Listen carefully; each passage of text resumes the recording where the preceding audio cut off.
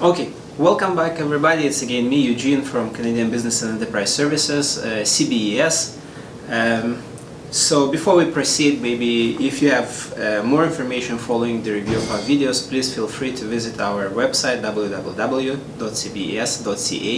It has much more information, more detailed. You also can read through it at your free time. And now that we're done with the introduction, let's get back to the third subject in our series of educational videos. So we've spoken last time about sole proprietorship, the benefits, drawbacks of that type of business operations. Today I would like to speak about incorporation. I love incorporations. I think that's the best way to do business. I think that gives you as a entrepreneur so much freedom and flexibility for the future development that it's very hard to justify any other type of business operations, and as I said, there are very few other options. So let's start looking at incorporation, understanding what it means and how to do it right.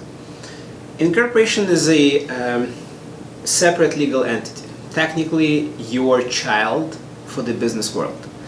As a separate legal entity, it requires that birth process. It requires from you certain activities, certain formal responsibilities in order to establish, in order to give it the first push in the life of business operations. And to my very unfortunate surprise, many of my clients that come to us usually don't follow those steps. Many people think that by visiting a website, whether it would be federal incorporation, and in our future video we'll talk about the differences between federal and provincial incorporation, and registering your company, you've done it all. You technically didn't do anything. You just got articles of incorporation with official name if you named your company, and we'll talk about it later as well, and the number of incorporation, but that's it. There are more extensive and more defined requirements for each company to follow in order to be valid, legal, future-proof corporation. One of those steps is very simple. You have to create minute books, and if you ever heard that term, minute books, I would just like to explain what it includes. It includes, first of all, bylaws. They are important. Maybe not so important at the initial stages when you're alone or you work with your wife as a family business or with your friend. But once you start growing and once you have certain tensions between partners and members of your corporation, your bylaws will define how certain decisions are made, who has authority to do certain actions and who doesn't. How do you act if I, as your partner, don't come to the meetings of the shareholders? How do you make a decision valid if I refuse to participate in the decision-making process? So that's the first group. Second group is resolutions. You have to make certain decisions to give your first breath for your corporation in this business world, such as appointing of officers, appointing of directors, deciding whether you make audit or you don't make audit for your corporation, certain additional resolutions to make your operations straightforward. And the last portion, which is very important as well, are registries. You have to have proper registers of officers, directors, and shareholders for your corporation.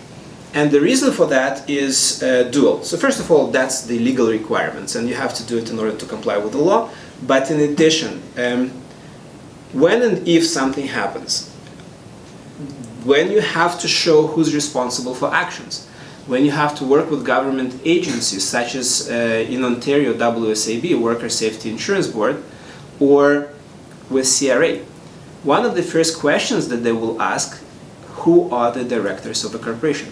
Who are the managers? You have to prove it. You have to show the documents, and if you don't do that, those officials would work by the way things look, and you don't always want to do it. So if there are 3, 4, 5 people participating in the business and one is more active while others are more of a silent partners, but they do participate in decision-making processes. If you don't have proper registration, you would be the only one who would bear the liability. With proper registrations, all 5 or 4 or whatever the number is would share those responsibility and would share those liabilities. In addition just to the legal side of who's responsible, it puts some weight to the operational side, because each of you will make decisions understanding and realizing that they would have a price at the end of the day. So in order to start a corporation, I think it's, first of all, you must do it. Second of all, it's not too expensive. It really doesn't put too much of a burden financially on you, but you have to create those documents and do them as soon as possible. By law, within a short period of time, usually 30 days, depending on which law you look at. But I would say if you already register a corporation and spend time on the website, spend another couple of hours, do those documents. If you don't know how to do them, we can help you with the whole process.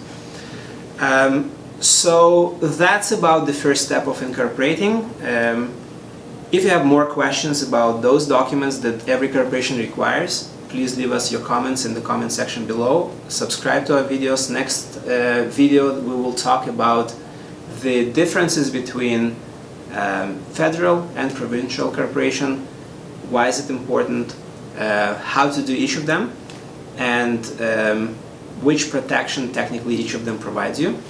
We'll touch base on some other topics, and as we move on, I'm sure that you will get much better understanding, more detailed information about your future steps as a business people in Canada, in Ontario specifically. So follow us, subscribe, visit the website, and wait for our next video.